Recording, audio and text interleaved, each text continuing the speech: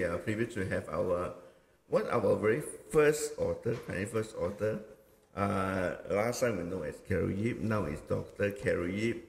But one thing I need to say about her is that we saw her progression, from a financial planner to what she is today. I'm not going to review so much and let her to review what she's doing, but I need to ask, thank you very much for accepting our invitation to come to our Kanyin Openbook Podcast. Thanks, Adrian. I got to know you and very privileged because when we first started, you were one of the first 5 authors. Yeah, first 5 authors. We were struggling looking for local authors, and we find your stuff very, very appealing. And this is the book, your book, the first book. One, right? Yep. Okay. You can show to the camera. I still remember we met in Starbucks. Center Point, right? It was in Center Point, I remember. Yeah, Starbucks. I thought in 1U Cafe. It was in Starbucks. One Center Point. That was the outlet I normally frequent. And then, of course, being recommended, right, by someone and say, oh, there's this publisher wants to meet me and all. So yeah, that was the time actually. Yeah. But that time you were your profession was a financial planner. Tell me more about that. Won't say it's a financial planner. I did my certification in financial planning, but I was gearing more in towards the financial education. It's about personal finance literacy, right? That time, so I thought instead of doing the planning, I thought it would be good to educate first before you talk about planning. So that's why when you look at my book, it was more like more educational. I don't talk about products per se, right? It's about educate yourself about the skill, how you manage money. The skill is important, right? Once you know how to manage the money using your skills, then you know how to plan to set your goals and all that. That was the aim of that, actually. Yeah. Okay. So I think fast forward, we know each other for how long already? Wow. I think this book was published in 2004, I think. Yeah, now it's 2024, almost, so 20 years. Yeah, wow, almost 20. 20 years. Well, I can also say I've seen how Kanyin has grown, all right? I mean, still remember those days, right? Kanyin, you were in a small office and now you're in such a nice... Home office, even smaller, right? Yeah, smaller than a small office. So you have grown, definitely grown. Definitely grown. So it started from home. One thing I need to add is that because of all the people that gave us the trust, although we were operating from a home and from my small office, which is also my, I would say, small office in my home, in my condo. And that small little area is called my warehouse. Yeah. Then of course, then even happier when then your wife came on board to join you, right? So kind of like from one person now you become a 2-person couple, and it's good to see. So remember those days we always meet up. Talk about Yeah, those days you were free, and now you are more. We need somebody to contact your PA though. No. I guess not just about time now. I guess it's time is still 24 hours, right? Work harder now after post-pandemic, especially in this business time in now, right? Aged care business lah, right? So I've kind of evolved from financial planner to involved in writing. In fact, I've written a couple of books with y'all. Right? Still remember. And even went to Bangkok, to give talks. To give talks in Thai language, not in Thai language actually. I give in English, and then we have translator. I met your partner in Thailand, right? So remember those days we went to Bangkok. So then you also brought my book to, if I'm not mistaken, it was Indonesia and Cambodia, right? Cambodia, Indonesia, Thailand. So I also must thank you for all the exposure. Thank you for the support from books also. That faith in us as a local small correct. publishers. But I still remember that when we were in Bangkok, You know, and at a point in time, they were rioting. Remember that? And Dad called you and said, "Oh, I what still happened?" remember. Those are good times. Well, let me ask you, what's your why the transition between changing from a financial planner or advisor to manager? Okay. The time when I was that time was my business also lah, in financial planning or financial education. Do a lot of talks and then engage quite a bit with the government. All right, that time is talking about retirement planning. Whether Malaysians have enough money or not. Even if you have enough, you also wonder whether really can sustain, right? So what I did was then I went and did my master's in counseling. That's where I think the book after was credit card syndrome, right? I went into research of the behavior of people, how they get into credit card debts. And during the whole process of the whole series of studying, psychology of people, I believe that no matter how much money we have, actually, it's a question of how we want to spend. But there's one stage in our life that we really cannot control the spending when we are at that old age, that we need to spend because of health reasons. And when we are getting very old, we need people to take care of us. And even then, probably the money, whatever we have, that's all, right? You cannot say, oh, now I can go and make more money for my aged care. Because you're already at the stage that it could be you're at a stage where you have a stroke, you have a dementia, you don't even know, what's happening, to your finances. So after that, I then said, okay, I need to then focus into one area that I can really tell Malaysians that if you want to have a good old age care, all right, at that stage when you need help for your health, I can tell you exactly how much you will need. And this is what's happening. I can tell you now exactly how much you need to stay in a nursing home. I can even tell you if you have a stroke, you need to spend so much and how your money will be spent. Because I find that this is the stage in everyone's life that they are very worried. Even more so now due to healthcare costs increasing. So after my degree in Master in Counseling, right, I went ahead and did my PhD study lah. That's why now, I have a PhD title, and that was with Monash University. And my PhD was very focused. Study what is the long-term care for Malaysia, especially whether you stay at home is better or in a nursing home is better, be it care part and financially. And I also did a segment of my research of how do Malaysians really pay for this. And the finding, you'll be very surprised. Yeah, a lot of people at that stage, they may not have enough money in the bank, even in their EPF, and the family are the ones who's actually paying. Yeah, so that's how I evolved.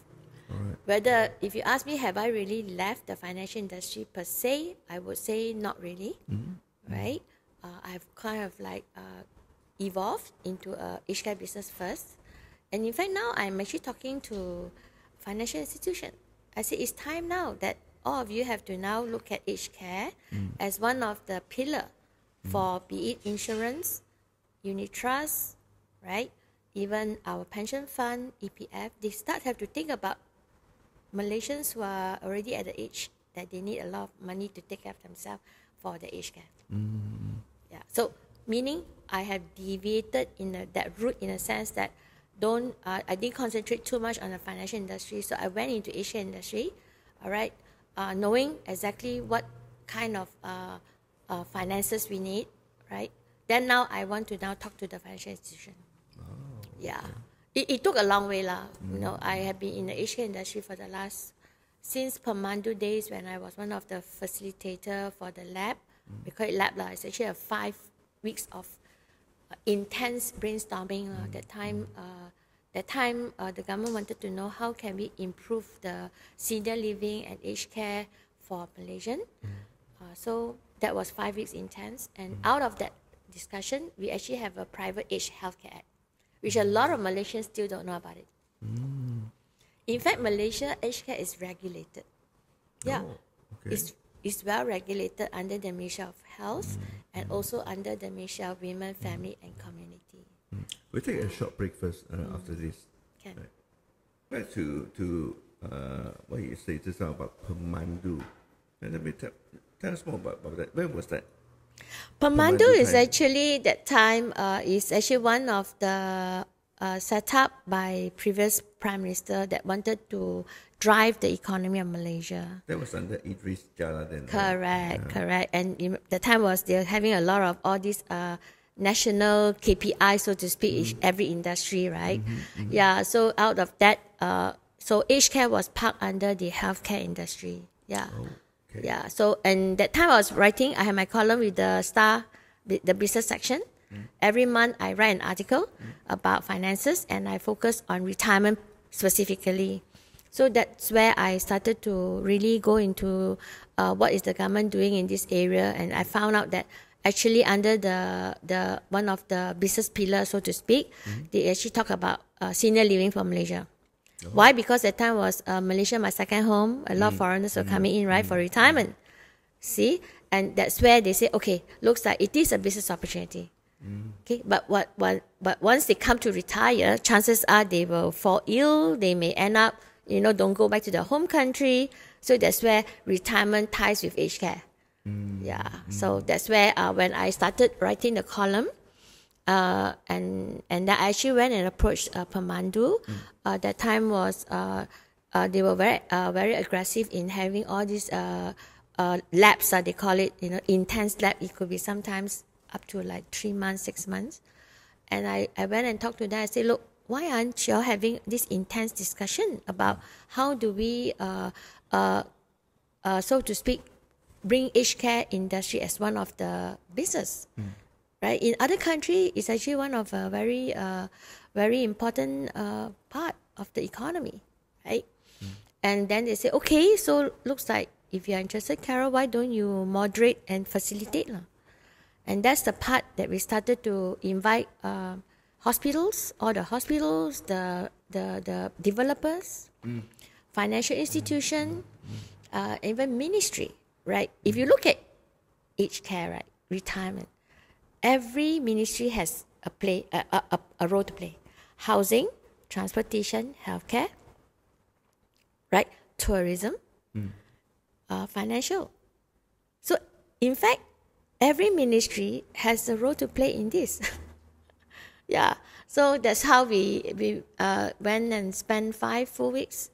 So after a lot of brainstorming, then because Malaysia at that point, we are not so well developed compared to other developed countries who are already in this space, right? I mean, I'm sure like Aged Japan, care, Japan, Australia is very well regulated. And of course, this country, they have the government backing, right? Because it's subsidized. Also, reason is they have national insurance for all this. Yeah, so Malaysia is very unique. Yeah, if you ask me. All right. We don't really have a national insurance for old age, long-term care. Yeah, neither do we pay very high tax, where the government will then use the tax money to take care of us when we are very old. So Malaysia is unique in a sense that we follow the World Bank financial pillar that actually is only we only have 3 pillars, where either you are a pensioner, you get pension income, right? You work for the government, you get a pension income. Even now, the government is looking at different options for pensioner. Or you save your own money through EPF. If not, you save for yourself. You either save via your own way of saving and investment and all. The last resort is, if you don't have money, then who will take care of you? Your family, or you go to charity. Yeah. So we are actually very, very unique, if you ask me.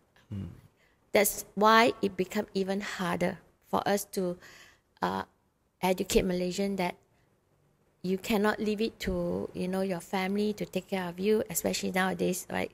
Families are getting smaller. Some don't even want to have kids. Some don't want to get married, right? And not only that, our insurance policy products are not really giving us that kind of money when we need at old age. Yeah, I mean, you can buy a medical plan, but that's only for hospital. What if you end up in a nursing home, right? They don't cover, right? Or even so when you're at home, and a lot of people still want to age at home. That's why when a lot of people say, hey, no, Carol, why are you not into nursing home business? I'm in the aged care industry, but I don't operate a nursing home. I believe that a lot of us wants to stay at home as long as we can. Right. Yeah. And my PhD research also tells me that a lot of people rather die at home rather than going to a nursing home. And we are very community-based, right? Malaysians are very community-based, right? When I say community-based means we want to be with our friends, our family, with our neighbors. We don't want to move out from wherever we are living. It's because of Asian values. Even now, not about Asian value. I think it's human nature, lah. You know, when you're old, you don't uprooted from where you are when you're very familiar with your surrounding. Like other developed country, we know, oh, there's so nice retirement villages or there's so nice aged care facility. Why they say, why can't we have those products? But let me then go back to the whole ecosystem, like I just mentioned earlier, because the government is there to support, to regulate. And they even give you subsidy when you move into a nursing home. That's why then people who live in this kind of country, they have been conditioned that, it's very natural that if I cannot age at home, I can move to a retirement village, I can go in the nursing home. Right? You get what I'm saying, right? Because the law and regulation of a country will actually affect our lifestyle, right? How we live. And that's what's happening. So for them to sell a house to go into a retirement village is very natural progression. Yeah. That's what I heard is happening in Australia. Is that correct? It's very natural. So they all know, if I do that, the government will have somebody come and call me and help me and assess whether which kind of nursing home I need to stay. So there is this whole ecosystem supporting. Yeah. But even now in other countries, the government also it's very expensive to take care of old people. Even now, they are thinking of encouraging more of them stay in their own house. Right. Yeah. So it's changing. The whole landscape is changing in other countries. So where are we now in Malaysia? Where are we now? Quite a bit of confusion stage, I would like to say. But let me interrupt a bit. I still remember before the MCO, you invited me to a developer. You know, the same developer is IOI. And what impressed me is that they are building facilities inside the condominium. Example, ramp. Example, you know, the holding the whole rail, inside the toilet, which is very impressive and forward looking. Yeah. If you talk about that development, it's already up. It's already completed, and we actually have a wellness hub there. There's IOI, EcoWorld also we did, right? It was EcoWorld. I remember EcoWorld. Yeah, it was EcoWorld where I invited you all to have a look at the place and all. They also have the care hub, they call it. In fact, now I'm seeing more of developers looking into this because they know that whoever buy an apartment or a house there, they want to stay there as long as possible. So I'm happy because I was the one who initiated this kind of idea, implemented, and now more people are implementing. That's what I meant. So the last 10 years was almost like having looking at ideas that will fit Malaysian needs. And I went ahead and implement, and now everybody say, "Oh, this is good." So that's what I'm doing. If you ask me, you know, most of the time it's advocating. All right, advocating at the same time, implementing the ideas. So one of it is Care Hub, right? And of course, now you ask me what's the situation. I would like to say confusing, in a sense, because first thing is it's not cheap anymore, right? If you have any experience in sending somebody to a nursing home, it's getting very expensive. Okay, be it any nursing home that you find out there, I would like to say half of them are actually not even complying to the regulation, and some of them are not even licensed. Right? They can be in the form of houses or bungalow houses or corner houses just in the neighborhood, and it can cost you about 4,000-5,000 now. All right. And the demand is getting so high, sometimes you don't even get a check-in, you know. Then next is you have, after post-pandemic, now you have all these nicer ones, like in a few story type, you know, I call it the 5-star type, you know. And it can cost about even up to double figure per month, 6, 8, 10 or more. So what happens now? If let's say tomorrow someone at home needs to go into a nursing home, what are your choices? Either you go to a nursing home that is not regulated properly, the environment is not up to really what you want, or you want to go to a 5-star one, is purpose-built, very nice. Even then, like I said, do you really know that the condition of the person that you want to check in, that whether that place offer that kind of care? Right? Yeah. And because I'm in the business, I told my company is called ManagedCare. So what we do is we help the client, if you want to know, okay, what is the condition of your person that you want to bring to a nursing home, right? Then we need to find a suitable place. Then only you know that whatever you pay actually meets the care requirement. But now at the moment, we don't even have a chance to do all this because every time when there's a call, it's always an emergency case. Oh, okay. Yeah. And after post-pandemic, it's very hard to find people to work. Maids are getting harder. And even if, let's say, you want to stay at home and, don't want to go to a nursing home, so what are your choices? Either you try to get a maid to come and help you to take care of someone who needs care, and the maid is not properly trained. Right? Home environment is even harder because first, your bedroom can be very small, your toilets are not big enough to wheelchair in, right? Or your house could have a lot of steps that it becomes very difficult. So are you going to renovate your house first or you just leave it as it is? Okay? And now when at home care I call it, we are now want to say, look, if you look at the Malaysian population, I would like to say 99% of Malaysia want to stay at home. So those 1% that want to stay in a nursing home are just the 1%. So if, as a business, which one would you want to concentrate? The 99% or the 1%? Yeah. So that's what I'm saying. Why am I so into this? Because the longer I stay in this industry, the more things I look at it that we need to now look at Malaysia, our aged care industry. We need to professionalize it, and we need to encourage more Malaysians to be in this industry. We cannot depend on foreigners, to do this.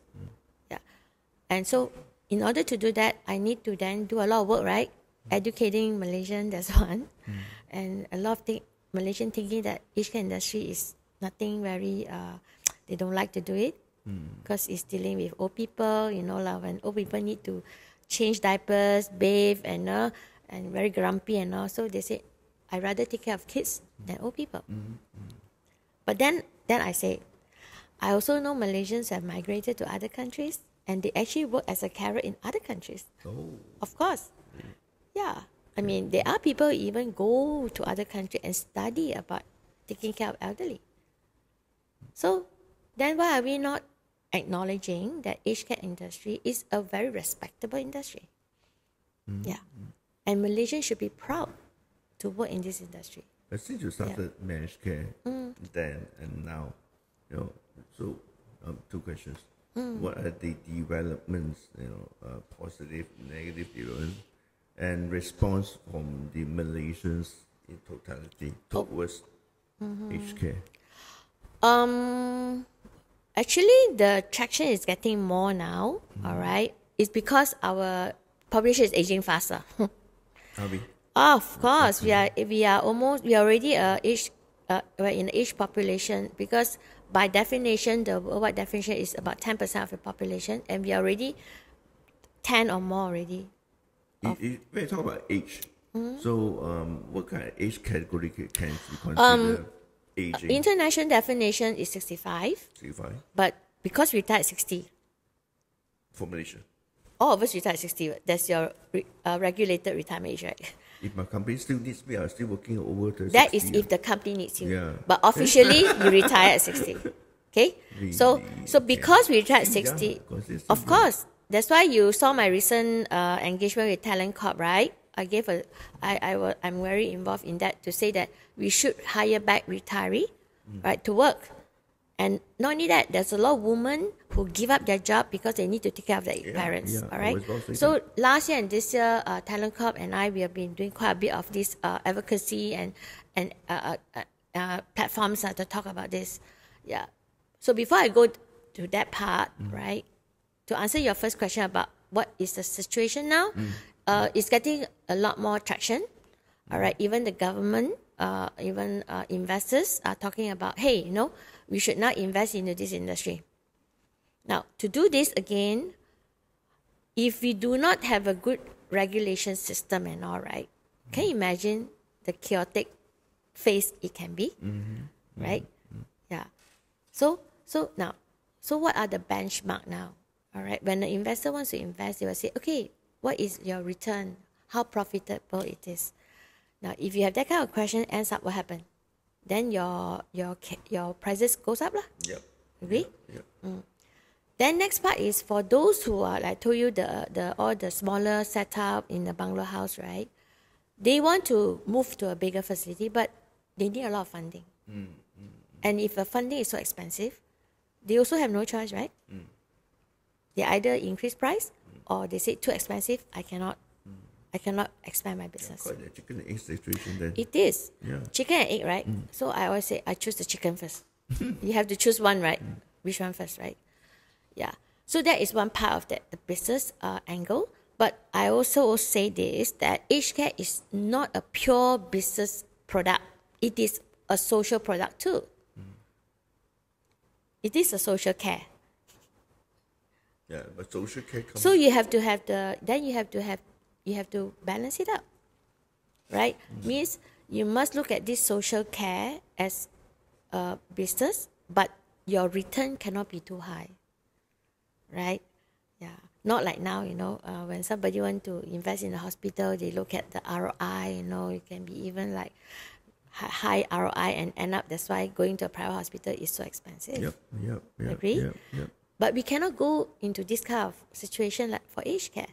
Yeah, because aged care to me is you don't know when you're going to die.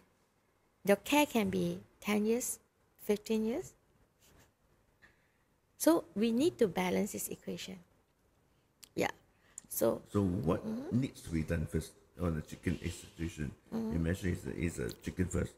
So because I believe that even my own mom, she was admitted into a aged care home for I think 4 to 5 weeks. That's a quite small short because my mom stayed with my brother in JB.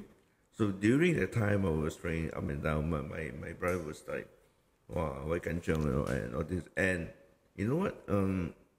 That home, like you say, it's just in the corner of one house, but that also costs us quite.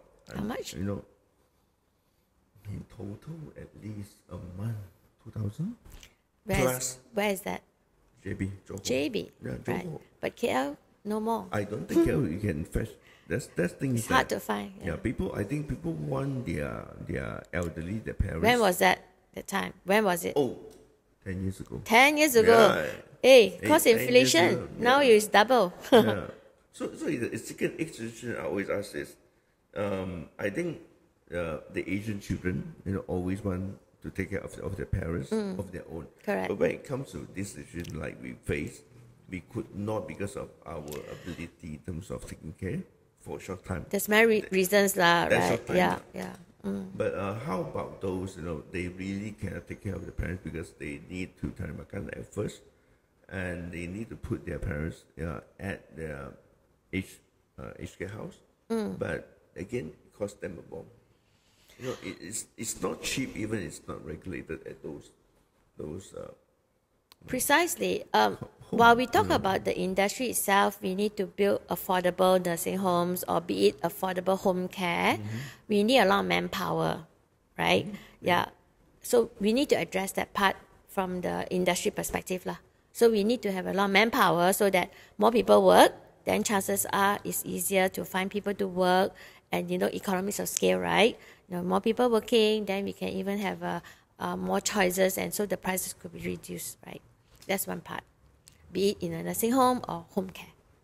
Okay, then next comes the facility. All right, now we don't even have affordable facility, right? So then we need to build, and building takes about a couple of years, easily 4 years if you're lucky, right? From scratch. Or we convert a building, it will also take 1-2 years. Okay, that part is the business part that we have to do. Now, how about individual as a family? I'm sure all of us know our parents' condition, right? I mean, even if you stay far away, you know your parents' condition. So what can we do as a family or as adult children? And that part, I can tell you, is a lot of family dynamic, right? And even parents themselves. Even I stay with my parents, I know. Sometimes they don't want to talk about it. They don't want to talk about their health condition, and though we know that, we can't suspect, So this is what I mean. If you ask me about the chicken first, that I said, I think Malaysians now have to recognize all of us will age. And even you don't like the topic, we have to talk about it. You know what I mean?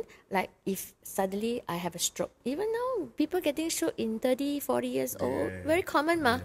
You so end up having care, right? Yeah.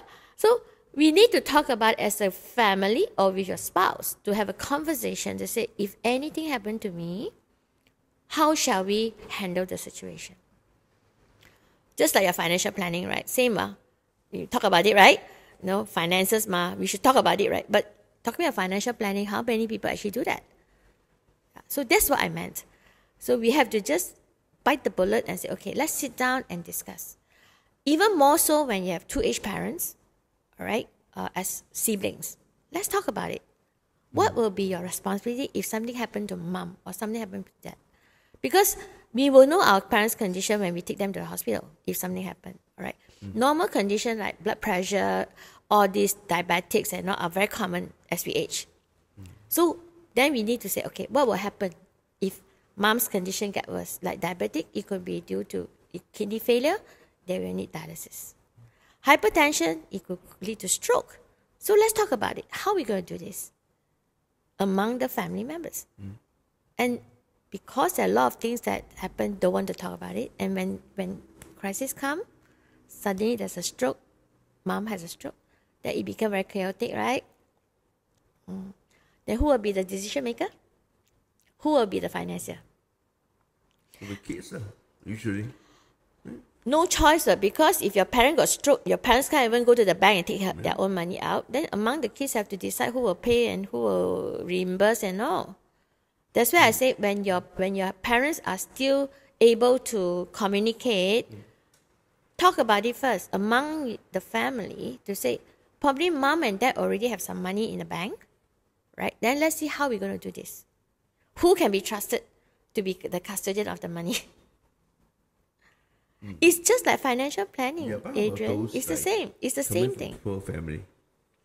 Poor family, you can still talk about it because there's a lot of subsidies out there and support. Of course, that again, I said, in this area, a lot of Malaysians are still not very well aware. I think most of us don't know well aware.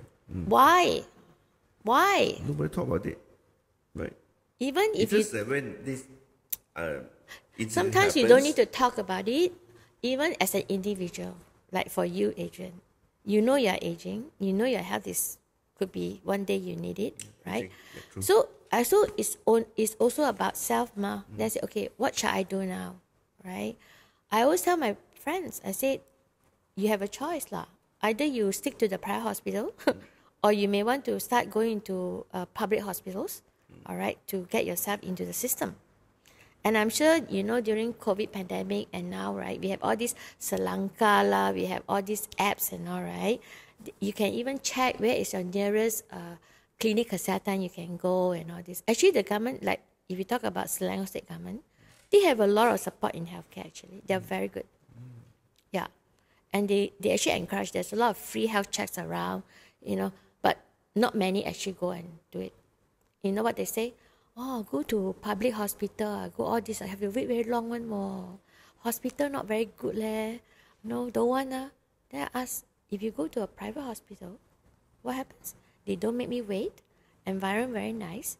But how much do they charge you? Again, it's psychology.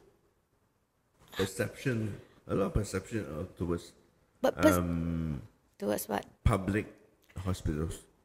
In fact, if you ask me, public hospital has one of the best doctors. I agree, 100%. Yeah. So perception of what? 100%. Your perception is your own perception. And you heard also Yeah. from who say that, and Precisely, no? this is what I said. Precisely, no? They're not Yeah. safe. When you were admitted to a private hospital, sometimes you cannot even admit to a private hospital to have medical card. Not medical card, that's fine, Give me credit card. yeah. Probably, you also wonder which Yeah, hospital max is the out best, credit right? card. So there's so many brands out there. Which one is the best? Yeah, The you have doctor. 6 stars now. Yeah. Then you hear people say, "Oh no, this doctor is good," but hey, does it really meet your requirement, right? And in any time when there's a health issue, it's always emergency. It's like you got no time to think, right? You just go to the next one that is nearest to you. So that is the whole situation. That's why in ManagedCare that I started this company 10 years already this year. And I know there was this huge gap that something has to happen between the patient and the hospital if anything happens. Okay. So I call it care management, care assessment. All right. Yeah. And again, a lot of people say, why should I need to be assessed? Just like financial planning, they also need to assess how much money you have, to help you to plan. It's the same thing. So if you ask me, have I left the financial industry? No. I will still ask you, hey, Adrian, if something happened to you, right, how much money you can spend if you go to the hospital? And let's say if you're hospitalized and you discharge, you may need to have post-hospitalization. You need care, right? You want to go to a nursing home or you want to go back home? If you want to go home, I say, how much money do you have again? Right? Because I can tell you now, to get a nurse or a carer to come and take care of you, you have to spend between 4,000 to 5,000 A month. a month. Okay. That is not including all your diapers, your medication and all. Medication, okay. This is the price currently. If you say, oh, I need a nurse 24 hours, even more expensive. You may pay into 6,000 to 7,000. It's not joking, the kind of money that is happening out there. So now, how fast can we do all this? Yeah, how fast? Because every day there are people aging. Every day there's a need for care. So that's why I said, why am I so into this now? Because I'm also getting older, right?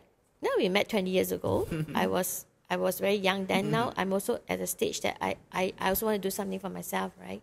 Yeah. And all my friends are also getting very old. They also have retired, some of them. They say, hey, I think, hey, Carol, let's do something now, Yeah. But can you share a actual story that managed to help these people? Actual story? There's many stories lah. It all what kind of story you want me to share? I think I will generalize the story lah. How about that? And people who come to us, right? What they find that because my team made up of medical doctor, physiotherapists, nurses, and I call them care managers. I also have people who don't have care skills, but we train them up. We call them carer. I have a setup in the hospital, all right, where a doctor can just call us and say, hey, I have a patient discharging. Can you please come and talk to the family and help them how to discharge, take the patient home, I also do that. I also have a hub in the development where residents can come down when they don't feel well, or they need care or they need assistance and all. So the story I can tell you is this: once they know what we do, right, they say, wow, this is very good. How come I don't know about you? They can do all this. Means we are almost like your personal care manager. That anything happen to you, you need help, we'll be there. All right. And you say, okay, now I need to go into I need home care. I have only this budget. Can you please help me? How you plan for me? This is what I mean. Because without this kind of team, right? I call it multidisciplinary team. Then your ability to know what kind of care you need and where to go become very limited, right? Yeah. So my success story so far is those clients who have gone through with us, right? They realize that, wow, finally I know I have somebody, a team that helped me to solve my problem. It's just like in financial planning, like I said. If you have a good financial planner, a good advisor who knows how to invest your money and give you good advice and even help you to invest your money, it solves all your issues, right? You achieve your goals, right? It's the same thing. Like what I'm doing now. Yeah. That's all. I mean, I just explained to you. In fact, some of the things you don't have to go to a private hospital. You can go to a public hospital, or you can even make it more affordable for yourself. That's what we do now. Just like mention your services are available at hospitals. You mean that public and private both? Yeah, for private hospital, actually we don't have an office there. But the private hospital, the doctors who know us, they will also recommend to the family. Yeah. So if you put it in a very simple manner, actually we are like a facilitator between the patient and the healthcare system and the Asia system. But then I also have team that now, like say I have medical doctor, physiotherapist. We can also go to the client's house and take care of them. Yeah. So meaning we manage the case right from day one until end of life, as far as we can. So yeah, that's the idea. Like for me, I'm my good example. Like my parents, ever since I started this company, my team has been taking care of my parents. So mom and dad, right? They have medication. Yeah, my mom and I stay with my parents. So mom and dad actually, they're in the 80s. Naturally, you know, right? They have their medication and all this stuff. So every 3 months, my parents will go for their checkup because we know the system, right? So whenever there's due for checkup, go to the doctor. My team will tell me, okay, Carol, time for mom and dad for your checkup. We will arrange. If I'm too busy, I'll say, okay, please help me to arrange. Then it's a care manager. This care manager will then arrange, take my mom to the hospital for checkup, sit through the whole process, hear what the doctor will say, come back, give me a report. I say, no, this is what the doctor say about your mom. All right. I don't have to take leave. So then looks like. So this based on ad hoc cases or on a retainer basis? It's a retainer basis. The idea is I want to have a care manager to take care of my parents' health. So this care manager will have all the record of my parents, right? So now, if I ask you now, Adrian, I'm sure you have gone to hospitals, you have seen doctors, right? You also do your blood test, health check and all? Not regularly, at least you do it. But at least you do it, right? Yeah. So what happened to all the records that you have? With a doctor? Yeah, that's all. But do you really go and take a look? No, right? You will go back to the doctor again when you feel something not right. Yeah. Why? But what I'm saying now, your information about your health, you need to be with you so that you have another person to help you to analyze and see what you need to do so that you improve your health, right? Rather than waiting for something to happen and you go back to the doctor. Even the doctor will look at you and say, what can he do? Because when you go back to the doctor the next time, they only look at you that time when you have a condition. Because once you leave the hospital or you leave the doctor, he doesn't know what's happening to you at home.